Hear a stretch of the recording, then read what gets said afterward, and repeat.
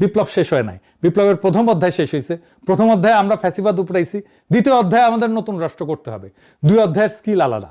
প্রথম অধ্যায়ে লাগছে সাহস, দ্বিতীয় অধ্যায়ে লাগবে ধৈর্য। সাহস আপনাদের ছিল আমি মানি, কিন্তু ধৈর্য থাকবে তো।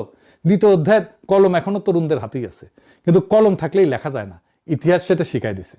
তারা কি লিখবে, নাকি কলম হাতে বিলাপ করতে করতে আর একটা কলমধারী তাদের জায়গা নিয়ে নেবে? এই প্রশ্নের উত্তর তাদেরকেই দিতে হবে।